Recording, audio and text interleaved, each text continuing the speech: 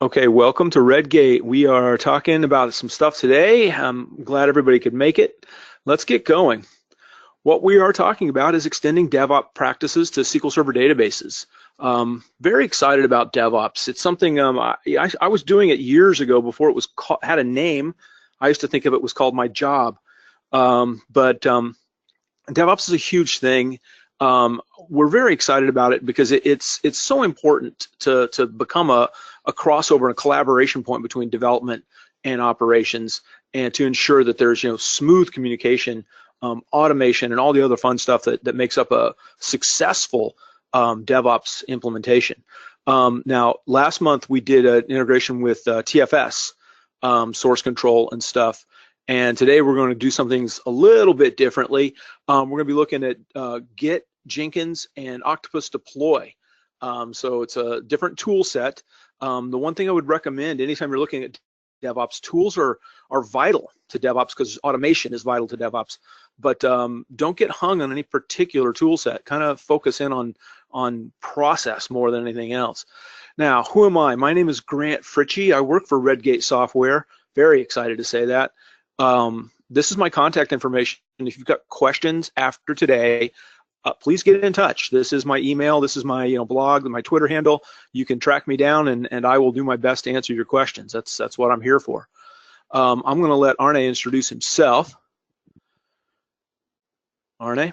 Yep. Hey everyone, my name is Arneh Eskandari, and I've been with Redgate for just over 6 years. And as part of my role as a sales engineer, I work with a lot of customers in different industries, from healthcare to finance and technology. And I basically help customers implement best practices around DevOps, integrating the database into their existing ALM processes, and doing a lot of demos and answering questions. So if you guys have any questions after this demo or webinar, feel free to reach out. Here's my contact details, and I'd be more than happy to help if you need anything.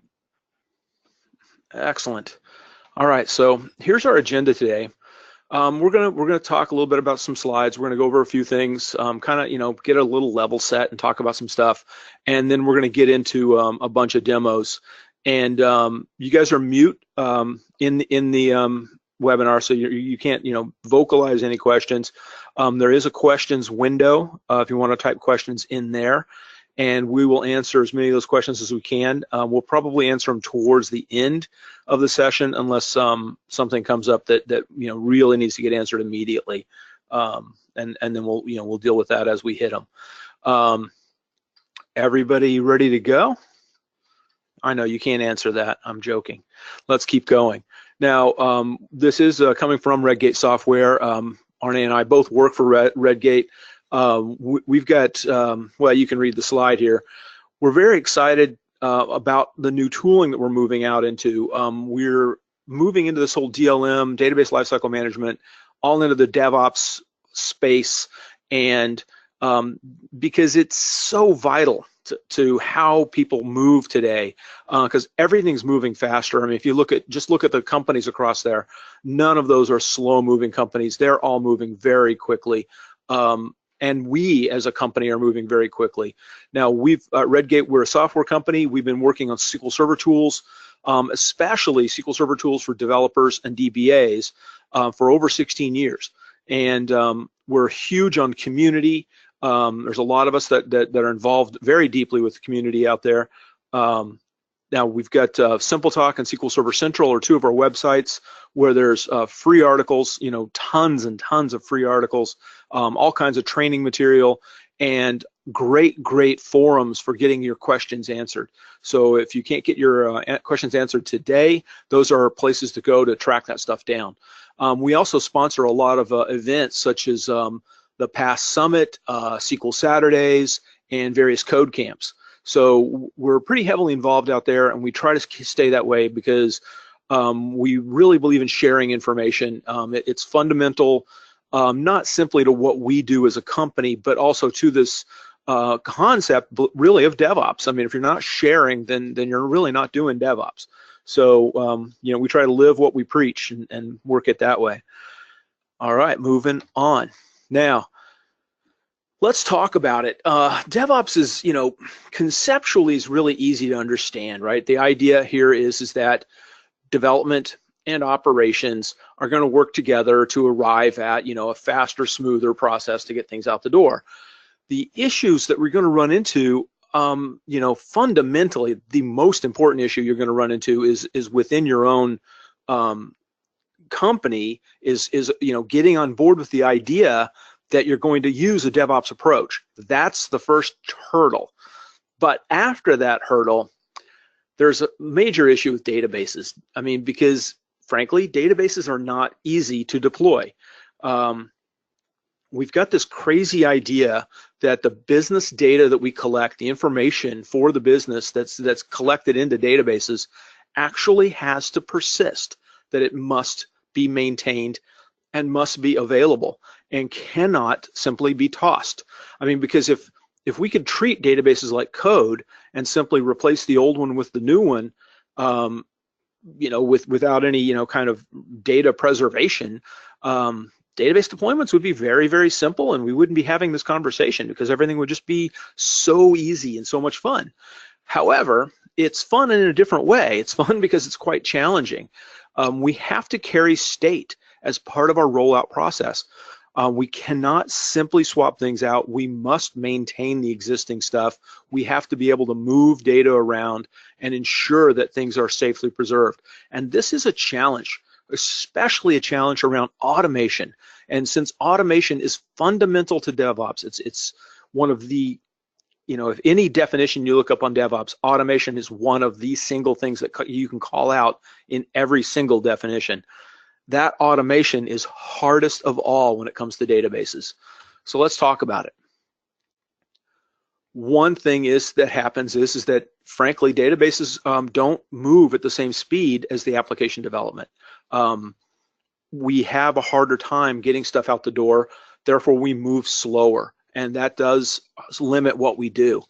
Also, if we're doing development, database development in, some of the old school ways where it's just, we're making changes to the database and then eventually we try to gather up some of those changes and through some method or process, we capture some of the scripts and then we move those scripts around. But we're not trying to maintain a list of changes because there's no way to do that from within the database. So we're not using stuff like source control or whatever. Instead, we're just kind of winging it. That's been pretty traditional. And that, again, winging it is not an automation process, right? You can't automate winging it. So it becomes quite difficult there. Also, a rollback to a previous version of a database can be, frankly, very difficult. Now, backup and restore is your friend there. However, backup and restore means you're moving data twice. So that becomes a very, onerous process, depending on the size of your database. Because of all this, databases actually are slowing down, agile processes. We can be very lethargic and not agile, and that's going to slow stuff down. Further, we have a tendency to stack up changes. We don't go, and again, in that agile fashion, lots of small incremental changes. We tend to stack them up and have great big giant releases. These 10,000 line scripts that we sit and try to review and then run those things to see if they'll work. All of this stuff is manual. All of this stuff involves humans making decisions constantly, and therefore it makes any kind of continuous integration or continuous delivery very difficult, because those processes absolutely require automation. And the more we're doing by hand, the less we can automate. And so we have to come and find a way to eliminate DBAs from manual work. Now, that doesn't mean eliminating DBAs from work. Trust me when I say, the more I automate, the more work I get. It's, because you're able to deliver more stuff across a wider range of things. It's not going to eliminate your job. You're going to be working harder than you've ever worked before, the more automation you put in place. So don't be getting nervous about, well, this is getting rid of DBAs. It is not. It's just getting rid of manual processes that DBAs run. You want to move towards an automated process. It's vital. Now, if we start to look at DevOps, if we start to look at lifecycle management, there really are a lot of benefits. And the biggest one for me is the reduction of friction. Rather than constantly having to do things manually and constantly having to figure out what has been changed and what hasn't, who's ready to deploy and who's not, who's done testing and who hasn't, who's done this, and this constant friction that's going to slow things down. It's just going to make it harder. We're eliminating that. We're reducing that. We're going away from it. Why? Because we're going for repeatability of process. Instead of manual activity that involves this 20-step checklist that we have to get right every time, but because we're doing it manually, we can easily skip step number 14. We're talking about setting up automation processes that do as much of this as possible for us. Now that repeatability of process, that automation of the process actually improves not simply speed, but reliability. And that's my biggest thing. By going down these lines as a DBA, you're adding a layer of protection to your production environment. Because you're automating the process of generating these deployment scripts, you can test and validate that process. And if it goes wrong, great, figure out where it went wrong, figure out how to change the automation, and then re-automate along the newer lines so that you're now delivering faster, better, more accurate stuff. You are protecting your production environment better. I think that's just way underemphasized about the fact that you are adding a layer of protection. This is like an additional kind of backup. This is another consistency check, right? This is another, statistics update. All these things that you do for your databases, and frankly, you do them all automated, right? We're now going to add deployments into that and make it automated so that things are faster, things are more reliable, and it protects your production environment. That is our goal, is to go after this stuff. Now, let's just state it right out. There was a report done, a number of IT organizations, and they found a few things that are extremely important to know. And remember, this is all about faking it till you make it, right? Not every organization's high functioning. That's fine. What do? You find the high functioning organizations and you emulate what they do, right? You find the high functioning individuals and emulate what they do. And the 2016 State of DevOps report found that IT performance, such as version control and continuous delivery, they correlate. If you're doing things in an automated fashion, if you've got the ability to do rollbacks, if you've got the ability to track changes, you're going to have better performance. You're also going to see better performance if you're deploying code quickly, because lots and lots of small changes, or even, let's just say it, one small change is easier to deal with than one large change. And so 20 small changes is actually very easy to deal with rather than one big change with 20 changes in it. Each incremental change can be tested and validated very quickly and very easily, whereas a very large set of changes, a very slow-moving stack, the slow-moving stack is actually less safe. And they've also found that the more high-performing your IT organizations are, you're twice as likely to increase profitability, market share, and productivity. And that's just makes sense, right? The more that you're automating everything, the smoother your process, the fewer errors, the more protected your production environment is, the better your IT organization is, certainly, but that means the better the business is going to be, because you're able to make things go faster. You're going to be able to make changes and move things forward. It just makes sense that there's actually a payoff for it on the business side of things. So with that setup, let me ask you a question. How can Redgate help, right? We want to pitch in. The ideas behind DevOps are very straightforward. It's development and operations working together. It is absolutely about collaboration. That collaboration involves two things, a communication process and an automation process. And we are there to help you with the collaboration, and we are there to help you with the automation. Let's talk about it. Now, your basic DevOps, a simplified basic DevOps system looks like this. Work is going on, it goes in and out of source control. You've got a continuous integration that's validating the test. You go through some sort of release management, which gets you out to your testing system, your QA system, a pre-prod or staging system, and then ultimately out to production. And we've got tools for every step along the way. Now, there's different ways you can set all these things up, and you'll notice there's different tools that Redgate plugs into, from Visual Studio, Octopus, Bamboo, Jenkins, Vault, Perforce, Mercurial. I mean, naming them all, there's a lot going on. So we're going to support all that. We do want to emphasize, starting at dev, change starts here.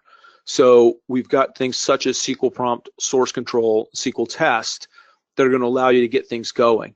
Now, once you've created things, you're going to check stuff in and out of your source control system. And we're going to start to create databases more or less the same way as we create code. Why? Because databases are at their root code. They are. And I don't mean simply the code that defines SQL Server. I mean the code that defines your database. Create table, create procedure. These are coding statements. And any kind of alter procedure is also a coding statement. So as you start working on your databases, you are working on code. Therefore, treating your database as code is a fundamental part of the process. And so we can work with that through our various different tools, either SQL source control or ReadyRoll to help you out in getting those things in and out of source control. Once you go through source control, you're going to want to step into a continuous integration process. And this is all about a continual method of automating deployments, automating tests of those deployments. Therefore, validating the deployments in a fashion that allows you to do it over and over and over again, quickly and easily. And we support that through our plugins into these various tools. Finally, you're going to take the whole shebang, go through DLM automation, and you're going to be able to automate deployments and packaging to go from your development environment to any of the other environments, testing, QA, staging, whatever it might be, and all by creating an artifact. Now, the artifact that I'm referring to is pretty simple. It's called T-SQL. And we're going to generate T-SQL that allows us to manipulate the databases in a safe fashion so that we can deliver more quickly into our production environment. From there, you've got backup, absolutely, and you've got monitoring in order to identify that the changes that have gone through are successful. And if they are not successful, we go back to our development system and we redo the whole thing again, right? And continue doing this over and over again in a tight cycle, doing lots and lots of small releases very quickly through an automated validation system. And that's pretty much it in a nutshell. Did I miss anything on that, Arneh? No, that was spot on. So yeah, Great. I don't have anything else to add to that. Yeah. Cool. All right. So, I mean, that's just generally what we're going for here. This is, an example process. Your process may vary, yet as long as you're willing to attack your process from an automation standpoint, it's going to ultimately resemble this one. You may or may not have additional, pre-production environments. You may or may not have additional testing environments. You might have additional, continuous integration or other types of integration or integration testing environments. There's lots and lots of different ways to do it.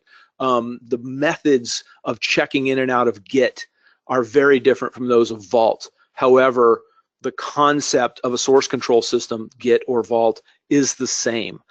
So the details can vary fairly wildly across here, but the core processes are roughly the same.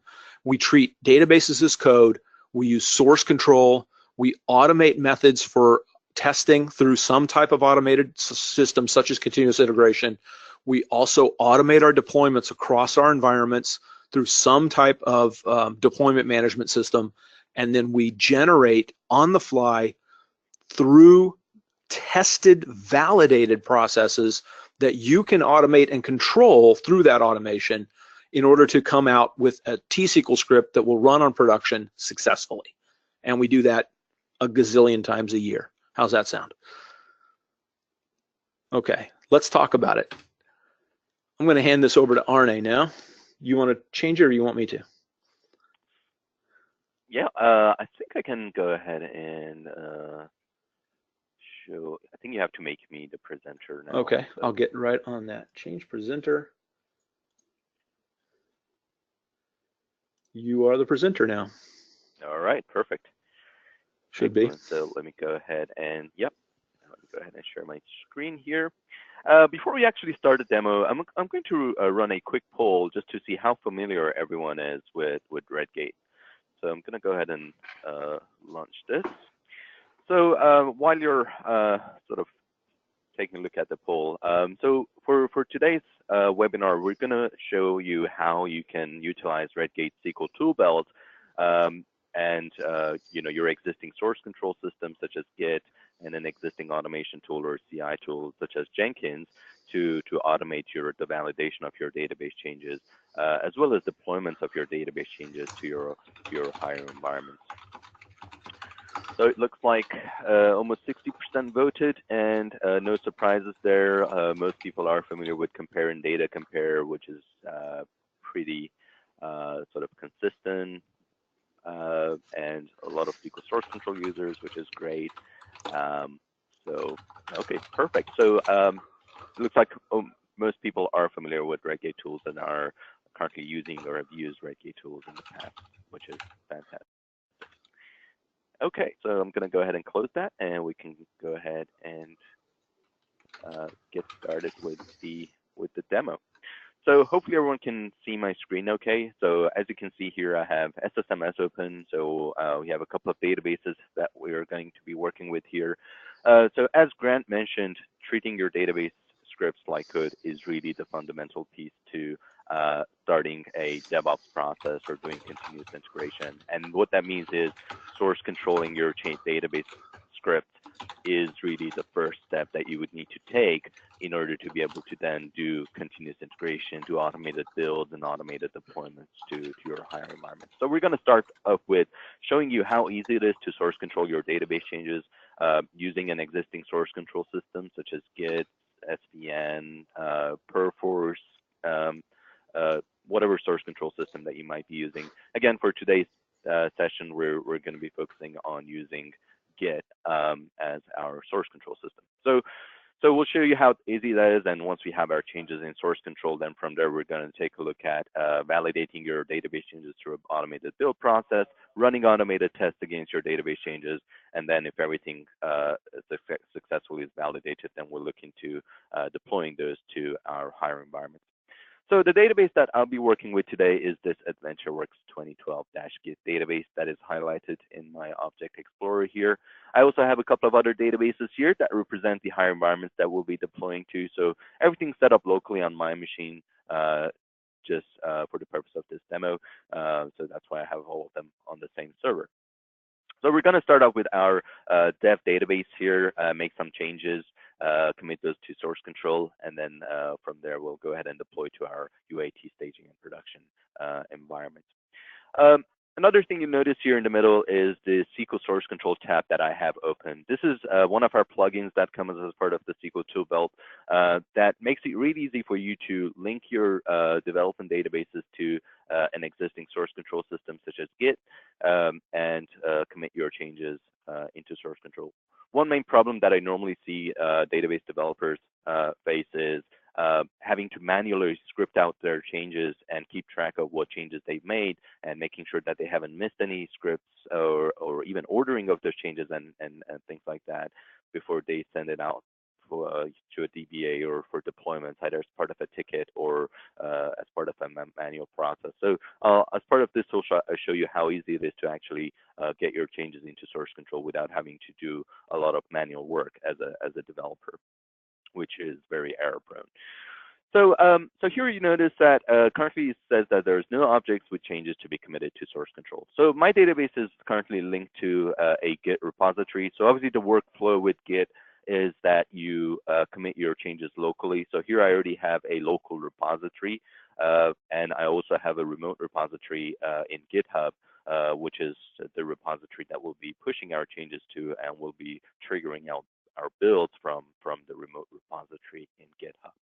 the process of linking your database to source control is pretty straightforward. So if I pick a database that is not linked to source control, here you can see we have a wizard that you have to follow. So link to a source control system. If you're working with Git, then you select Git or Subversion or TFS or any other source control systems. And then you hit next, and if you're using Git, then you provide the path to your local repository. So if you're working on an existing project, then you just simply clone the repository and link your database to that clone repository. Or if it's a new project, then you start a new repository and clone that down and then link your database to populate your repository with the baseline of your database and start working on that from there. So one thing that a lot of us are used to as database professionals is working with shared development databases. Now, if you're working with Git, then it's always recommended for you to have your local dedicated sandbox or your local dedicated database to work with. Actually, one of our attendees, Lee Hawthorne, actually asked a really good question. So he said that using SQL Clone, which is another Redgate product, he can give his developers each a copy of the DB rather than a shared copy. And he's asking if this is the best practice for source control. And absolutely yes. Especially again, if you're using with Git, where the workflow is that you work on your local sandbox, you commit your changes locally first, and then you push those over to your remote, so that way you can share your changes with everyone else. That having a dedicated local database flows really nicely with that workflow and is definitely the recommended approach. So SQL Clone is, as I said, is another Redgate tool that you can utilize to easily clone a copy of your production database down to your lower environment, or multiple copies of your production database to your lower environments without taking up the same amount of disk space, or even taking the same amount of time that it would take to restore a backup of your production database. So you can definitely use that technology to make it easier to create the local dedicated databases for your developers. So here I already have my local, so I'm going to go ahead and start making some changes to our database. So I'm going to go ahead and modify some objects here. So let's start out by modifying one of our stored procedures. And as we're going through this, you also see I'm using some of the other tools from our SQL tool belt. So SQL Prompt is another one, which is our productivity tool that makes it really easy and efficient for you to write SQL. And here I'm just going to go ahead and make the changes that I want to make to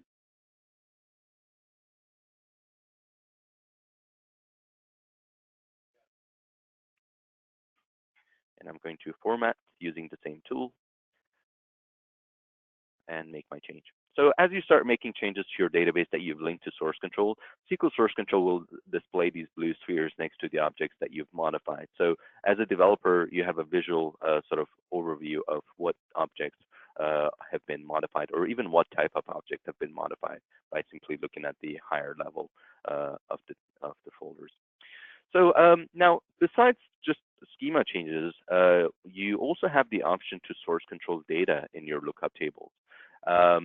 So it's really important for your data to be able to travel alongside the schema changes as part of a release pipeline.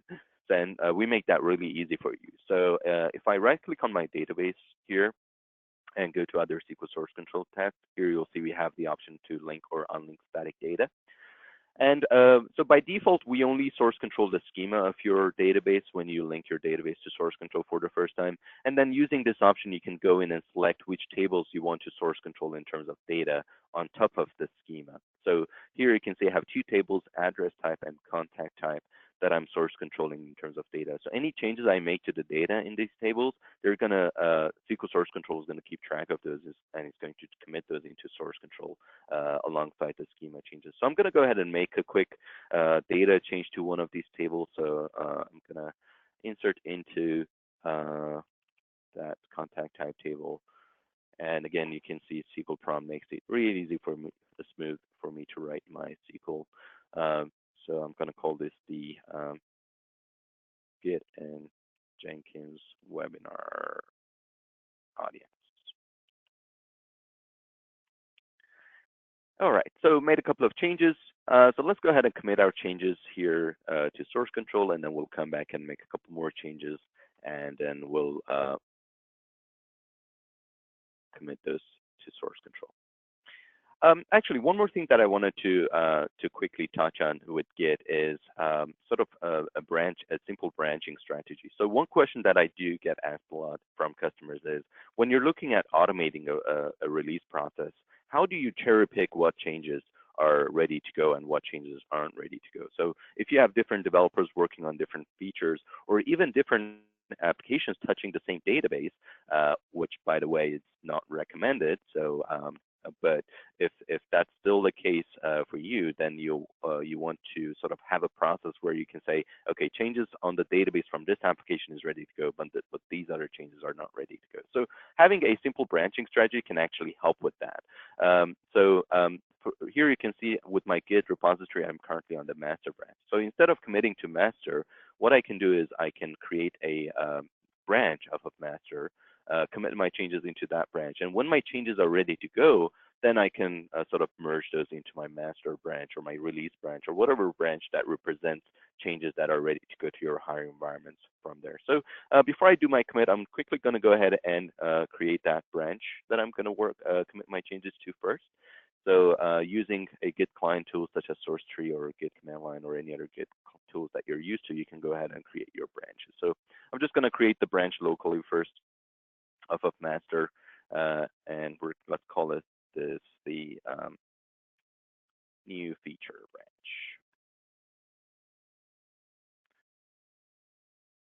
Okay, so now on the new feature branch, if I go back to SQL Source Control and refresh, you'll see that now it's pointing to my new feature branch. So any commits that I do now is going to go into that feature branch.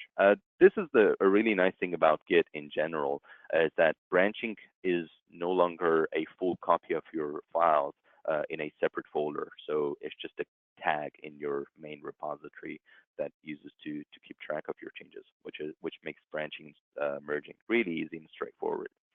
So since this is a local branch to me, you can see SQL Source Control is giving me the option to create that same branch in my remote repository, which in this case is GitHub. So I'm going to go ahead and do that because I'm going to be doing my merges into master through a pull request in GitHub as opposed to doing that locally. So now I can go ahead and commit my changes to my feature branch here. So again, here at the bottom, you can see, first of all, you can see what changes you made to your database that you need to commit to source control. So again, as a developer, it's very difficult to miss changes following this process because the tool does that for you. So you don't have to, again, manually save off any scripts, and you don't have to manually, keep track of what order your changes need to get deployed and any of that. So you can save a lot of time as a developer using a tool like this. So here you can see for data, we store the data as insert scripts in source control. So we script out your data, put that data in source control, and we do a comparison on those insert scripts to see what's different going from your development database against the what you have in source control. So you can see the only difference is that one record that we just added for the Git and Jenkins webinar audience contact type. So everything looks good there. If you look at the store procedure, here it shows us again what's different between our development database and what's already in our feature branch. So everything looks good there as well. So I'm going to go ahead and select those changes and commit those into source control. So we added a new contact type and modified the USP. Arneh, while you're doing that, Go ahead. I'd like to launch a poll myself if I could. I'm curious go for it. I'm curious what source control systems you guys are using. So if you guys could fill out the poll there for me, I'd appreciate it. Thank you, Grant. Sure, no problem.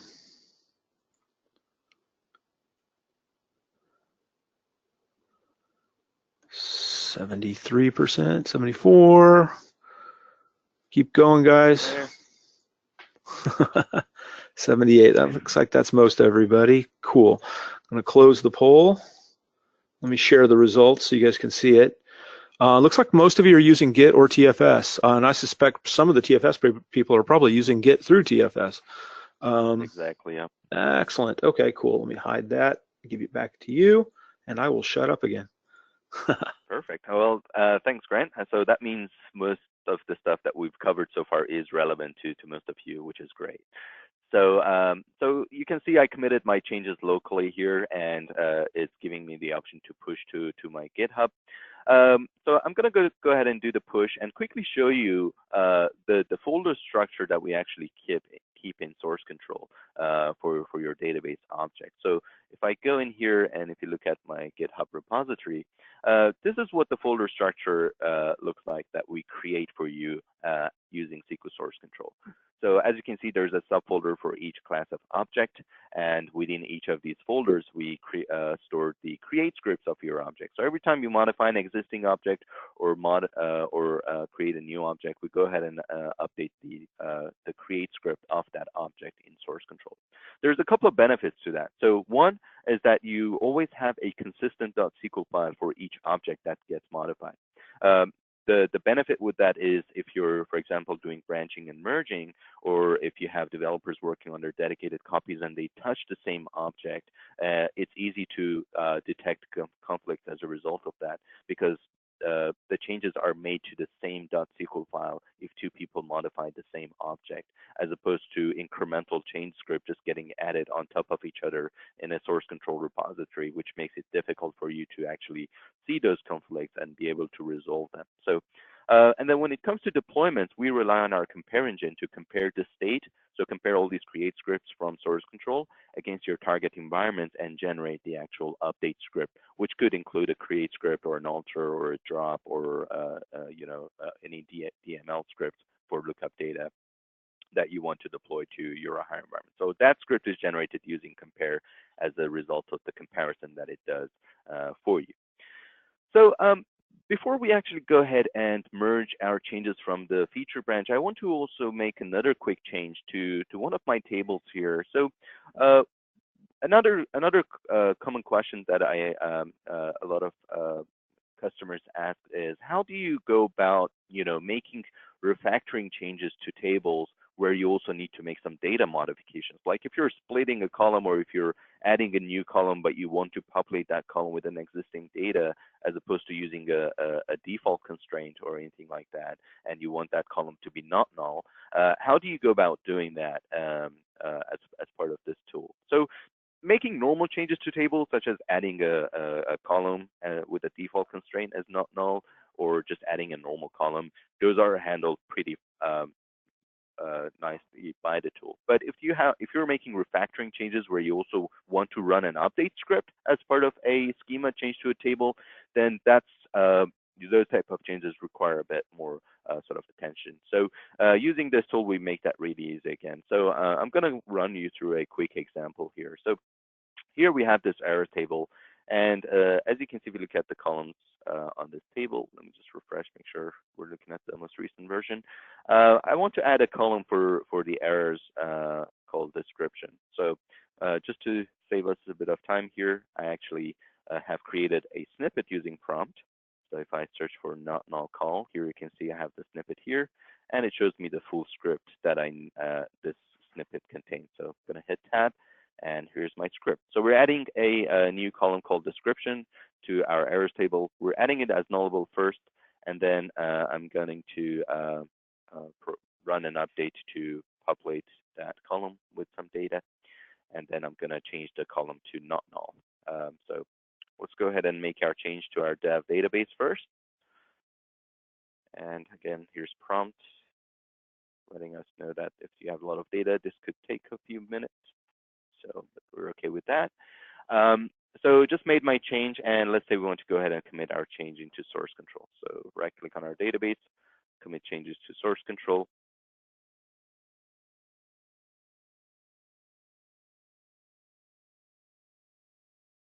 All right, so now you can see it shows us the new column that has been added to our source, which doesn't exist in source control. But another thing that the tool does here, as you notice, is that it's saying that some of these changes could cause deployment errors or data loss. This is mainly because we rely on a compare engine, the compare will not be able to know what data it actually needs to populate this column with and how it should go about deploying this.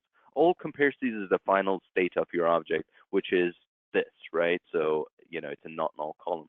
So if it doesn't have any default constraints, or default data, then the tool will not be able to populate it with the right data. So as a result of that, it's giving us a warning, and we can use this migration script or the migrations feature here to override that behavior of compare and tell it exactly what it needs to do in order to successfully deploy this change that we've made to this table.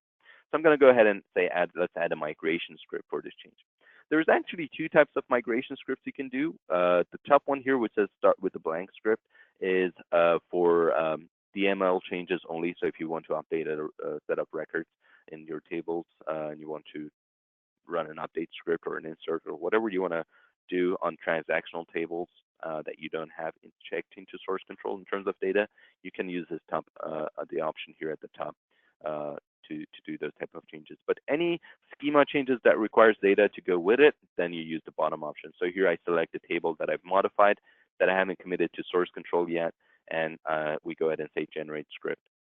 So the script that gets generated in the tab that is going to pop up in any second now is basically how SQL Compare would try to deploy this change. So the way that SQL Compare normally tries to handle those type of changes is trying to create a temporary copy of the table, build it with the right schema, including any new changes you made, and then copy all the data back and then go from there. But in this case, this is not going to help us because it still wouldn't know what data it needs to populate the description column with, which is going to fail as a result. So instead of that, I'm just simply going to tell compare to run my script that I executed in order to make that change.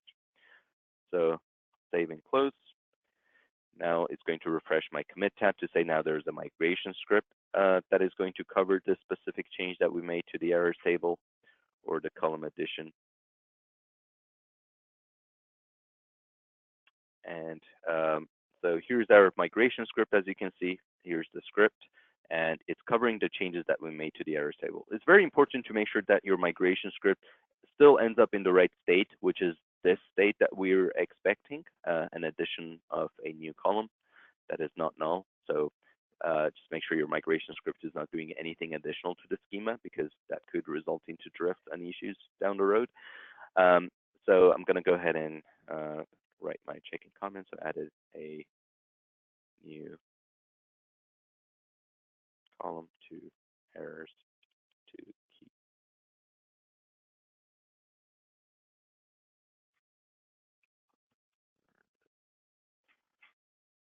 description. All right, so I'm going to go ahead and commit my change into my feature branch. Here it's just giving me another warning that the change I made has no default data, but we already took care of that with the migration script. So I'm just going to acknowledge it. All right, so once we've committed this change to our local repository, then I'm going to go ahead and do a pull request to merge these changes from our feature branch into the master branch, which is then going to trigger the actual build and the validation of our changes. So before I do that, I have to push to GitHub. So I'm going to go ahead and do the push.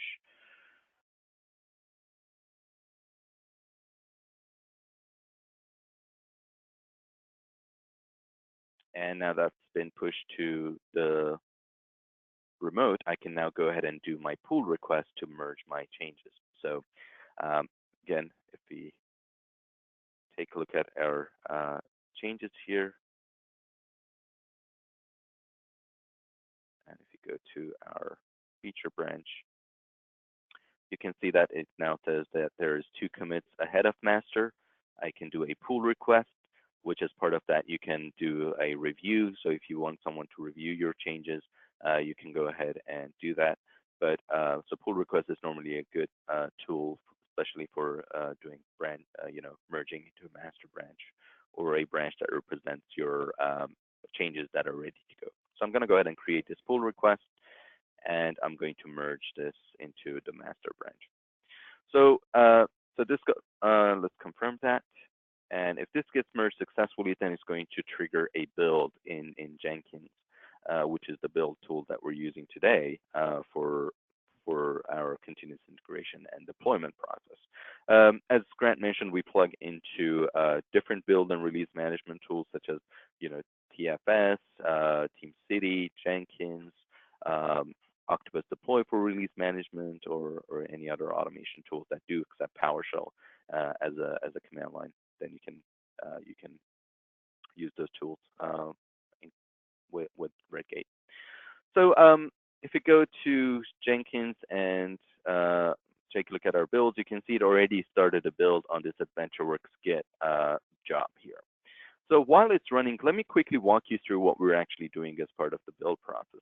So if we go Oops, I hit a button. I was just going to say, while you're doing that, let me launch the thing to find out what continuous integration process they're using. Yep, please go ahead. Sorry, I didn't mean to hit that. Everyone, if you could vote on the thing that just intruded on your screen. And my apologies. I'm sorry, Arneh. It was actually, no, it was good timing because, you know, the build is running, so we could use that time too. Right. Perfect timing. 77, 79. Ooh, more votes than last time. 80. All right, you guys are stepping up. Yeah, that means people are still engaged, which is a good. That's a win. Okay, we're stuck at 83. All right, let me share the results there. None is winning, which is not a shock. After that, it's Jenkins, which is not a shock at all, because that's what we're talking about today. TFS Build, Team City, and other. Excellent. Okay, I will hide that. And thank you. Great stuff. Okay, so you can see my screen again, right, Grant? Yes, I can. All right, perfect. So quickly want to walk you through our sort of build configuration here too, so you can see what steps we actually have in place for doing the build. So for most build systems, we actually provide plugins that you can use, which is basically just a wrap around our PowerShell commandlet. So as part of our DLM automation, which is another component of SQL Tool Belt, we provide you with these PowerShell commandlets that you can utilize to run validations and automated builds against your databases as part of your continuous integration process. So I personally prefer the PowerShell commandlets because it's easier to customize the your build process and writing PowerShell. So, and that's what I have here. So what we're doing is that we're utilizing this DLM database schema validation step here, which basically what it does is that it tries to create a temporary copy of your database schema and whatever lookup data that you've checked into source control from scratch on a temporary database. So that way you can validate all your objects, make sure that you don't have any broken objects, any SQL Server syntax or compilation errors with your scripts that you have in source control. So if you can build the database schema from scratch, then that means your database is in a good state. So that's really the purpose of this first step. If that build succeeds, then we also go ahead and package up the database into a NuGet package. So that's an artifact of our build step. And the main reason why we do package-based deployment is you want to make sure that your source artifact doesn't change. If you just deploy directly from source control to all your environments, source control can change anytime. But so it's important to package up whatever you successfully build and deploy from that package, so that way it doesn't change going into higher environments.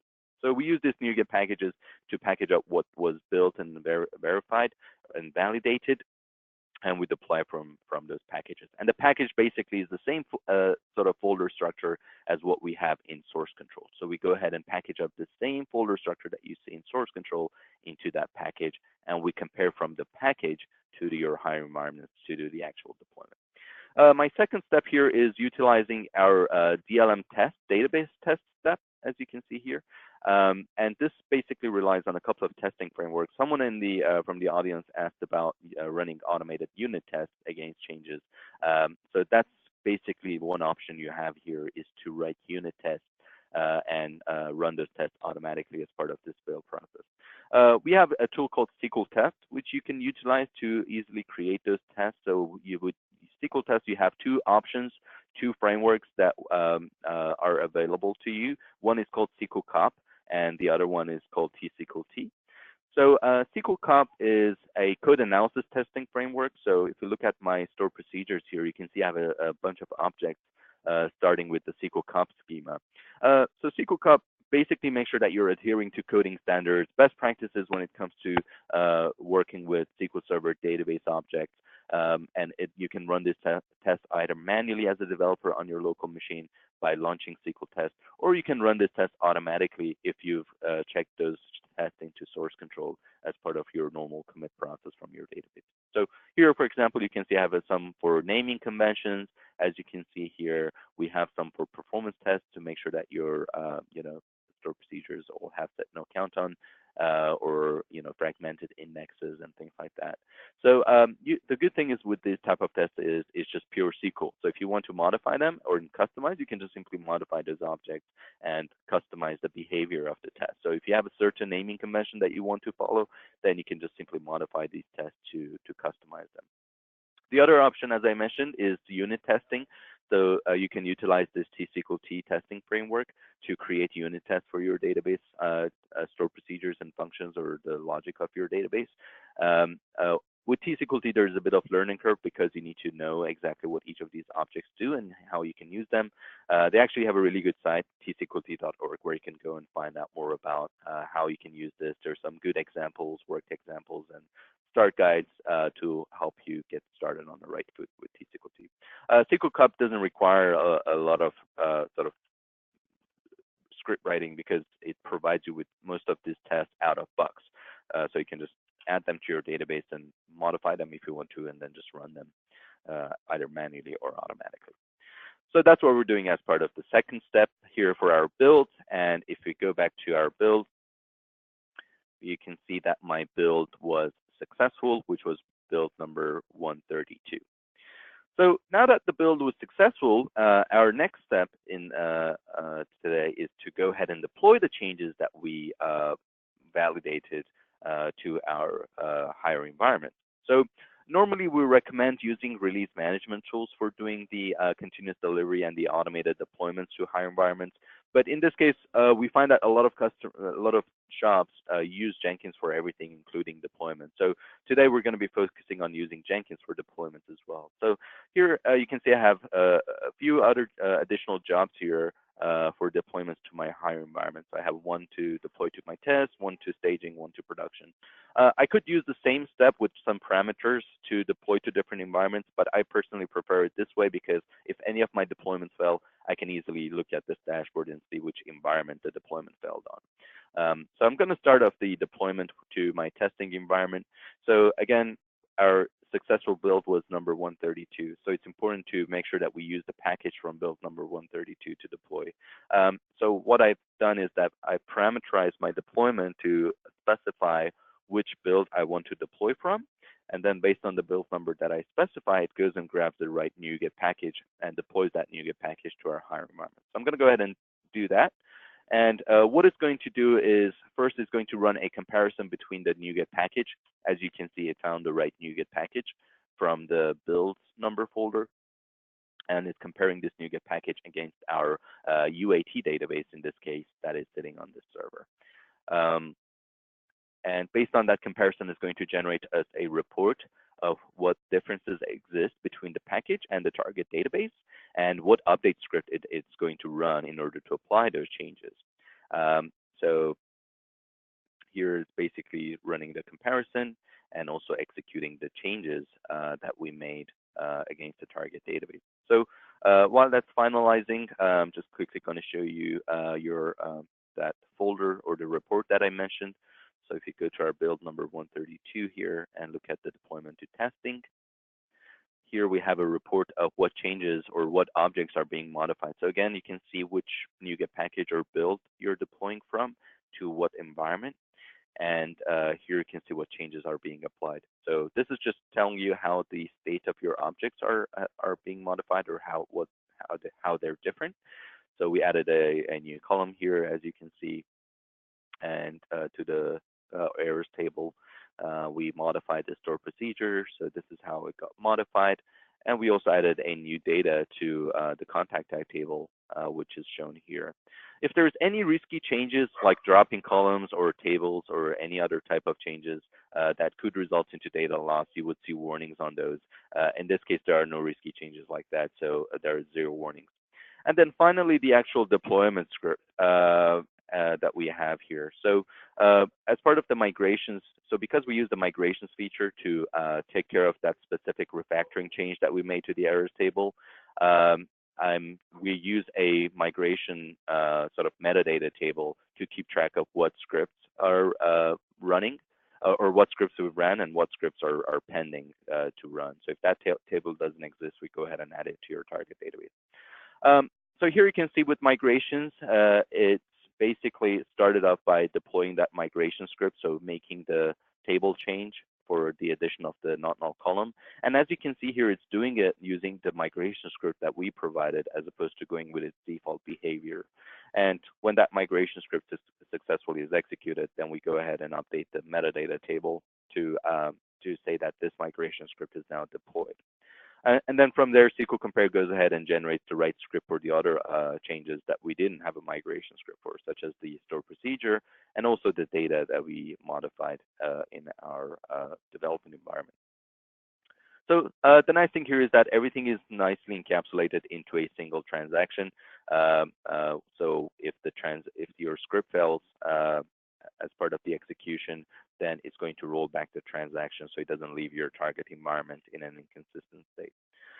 You have the option to review these changes before you even deploy them, or you can just let it deploy, and you have this report as an audit trail of what you've deployed previously. So you can go back to your previous builds or releases and see what was deployed as part of each release to each environment as a result.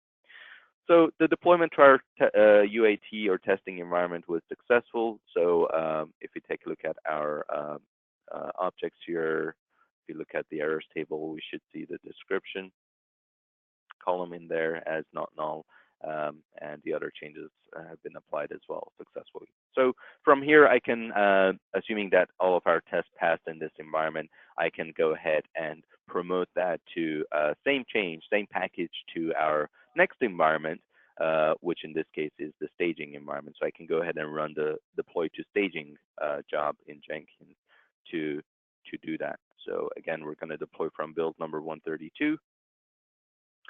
And that's going to start the deployment to our staging environment.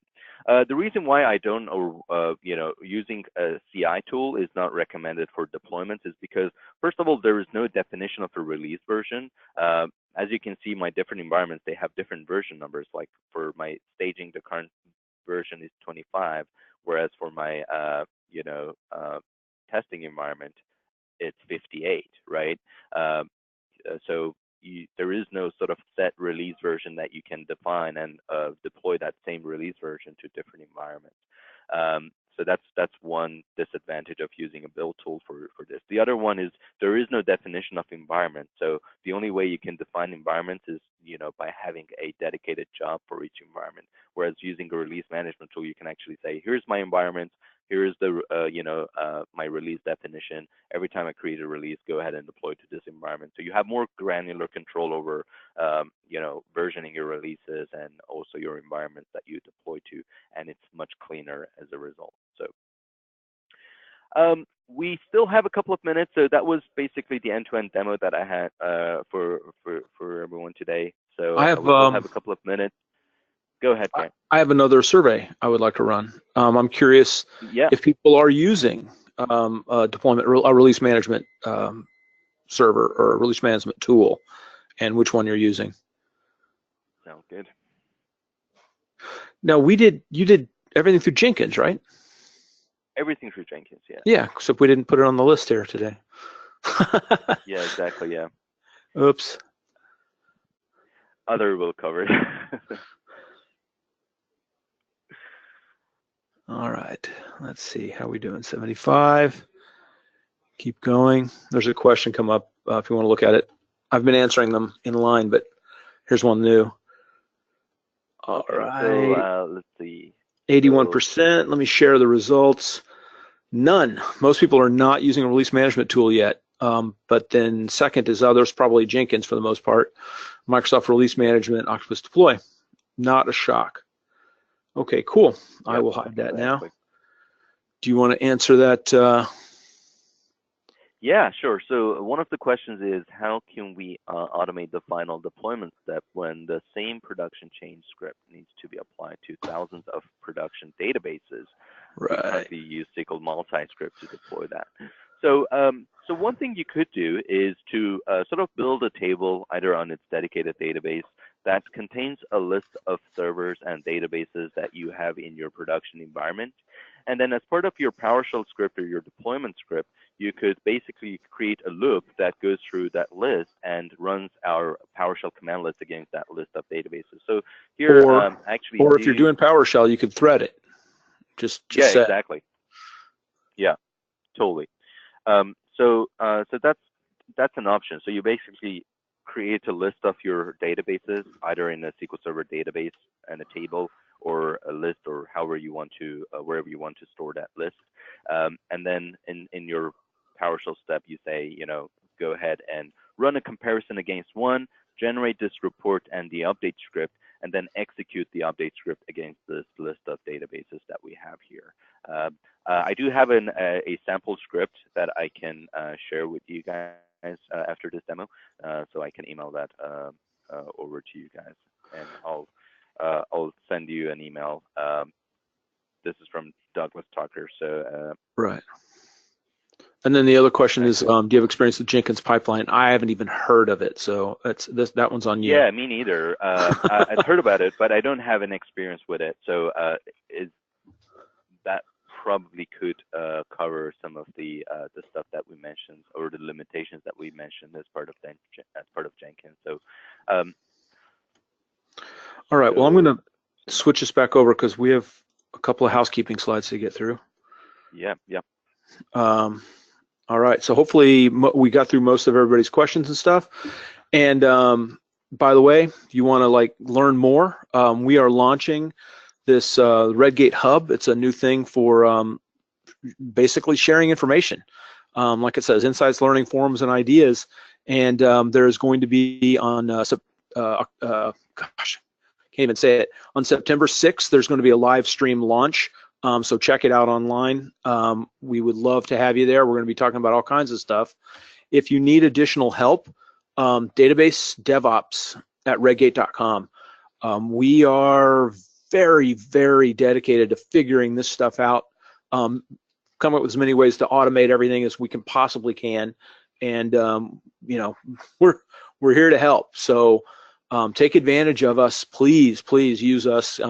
Send in your questions and whatnot to these. Arneh, do you want to answer any more of the questions that have popped up here since we switched back over? Sure, yeah. So hopefully everyone's doing okay on time. So any questions that we don't get a chance to answer, we can go ahead and sort of follow up through an email, which we'll do, and we'll send that to everyone. But a couple of questions here that I think are pretty relevant to everyone. So one is from Michael Gray, which is, actually, no, sorry, that was from Busker B. So the question is, can we roll back production DB to previous state in case of any issues? Yeah, but the key word there was instantly. Yeah, instantly without affecting operations. So, so without affecting operations, probably not. I mean, you still have to sort of execute a script to bring it back to the original state. So depending on how long it takes to run that script, and how many changes you have, that could take just a couple of seconds. So again, that brings me back to the point that Grant mentioned earlier on, which is deploy small units of changes. So if your deployment includes thousands of lines of scripts and hundreds of objects that have been modified, then doing a rollback at that point becomes a pain.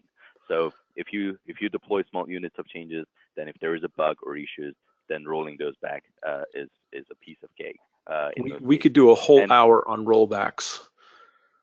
Yeah, exactly. Yeah, but yeah. Go ahead, Grant. Well, I mean, the short answer I would say is this: instantly without affecting operations, and the shortest possible answer is no. There's really no way to do that.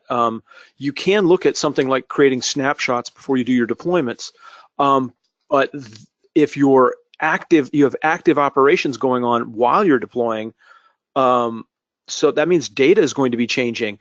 Any kind of snapshot, whether it's through SQL Server snapshots or a SAN snapshot, any snapshot rollback, which you can do, that's going to remove that data that has come in other places that you're not making changes in.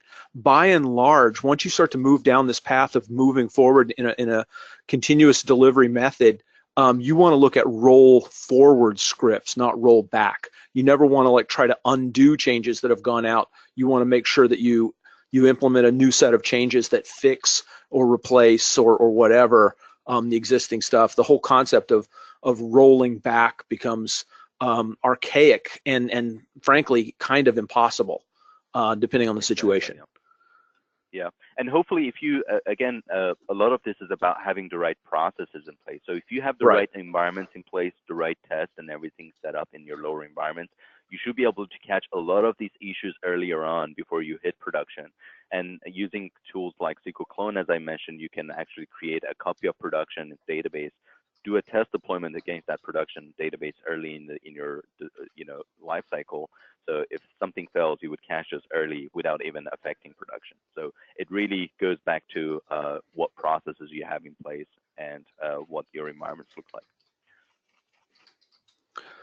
Okay. Do you want to? I mean, we are actually a little over time. Do you want to answer any of the more of the questions, or you want to wrap it up? Yeah, there's quite a few questions. So let's wrap up the webinar, and then we'll basically follow up on those questions through email. Great. Within the next couple of days. Okay. Well, thank you very much, Arneh. That's fantastic as always. You do great work. Thank you. Thank you for your help, Grant. Oh, I appreciate it. I didn't do anything. So you're going to shut it all down then. Sounds good. All right. Excellent. Thanks, everyone. Have a good rest of the day.